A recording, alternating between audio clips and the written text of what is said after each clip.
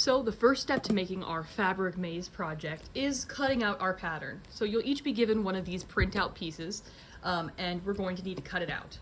Now luckily for us, our piece is pretty small and really easy to do. It's just a rectangle. A lot of patterns that we do would have more complicated shapes, like our backpack will have more complicated shapes than this, but this is a nice beginner project, so we've got these two rectangles. And what you're going to do is you're going to take your craft scissors. In the classroom, these are marked by the ones that have rickrack ties on them.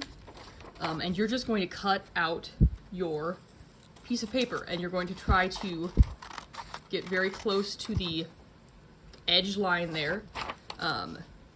We don't need to worry about leaving any extra space, so we can get right down to it.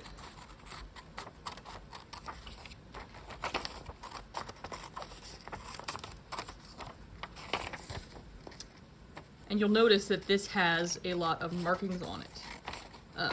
This is a newer project, so there's actually an existing video about how to read a pattern that comes up for our bag project, but I will also be explaining that to you in this video because we're doing it on both projects.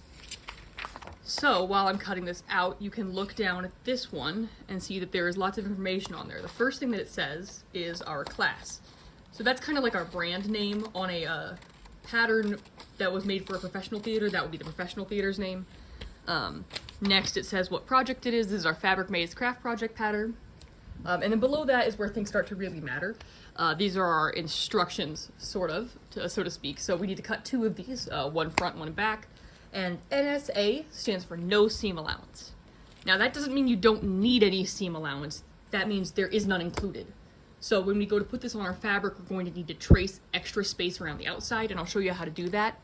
But whenever a pattern says NSA, you have to be sure that you add in seam allowance, otherwise there will be no space for you to sew, and your project would end up being way smaller than you wanted it to because you accidentally cut off a bunch of stuff.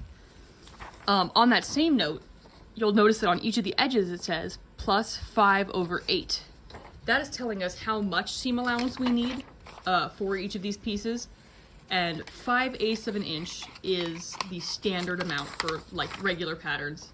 The only time that would differ would be places where they would give you specific instructions of like, here we're showing it at 1/4 inch because we want it to be really tiny, or if you were doing something where you want to be able to let it out later, you would do it at a bigger seam allowance, like 1 inch. But for the purpose of this class, 5/8 is what you're always going to use, and generally in the real world, if it doesn't say, you can assume 5/8 is the number.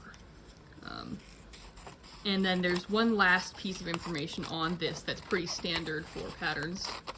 Once I get this one cut out, I'll show you. Okay, so this arrow here is the grain line, and that means we're going to line that up with the edge of our fabric. And I will show you how to do that in the later part of this video as well. So those are all the standard pieces of information. One special thing about the Fabric Maze pattern is that it's got these little dashed lines. That is where our top stitching will go to make the so-called walls of our maze. So if you picture this in fabric right now with stitch lines, these will all be stitched lines, and then you can navigate through these walled areas with your button that we're going to put in there. So that is getting your pattern ready for your Fabric Maze project.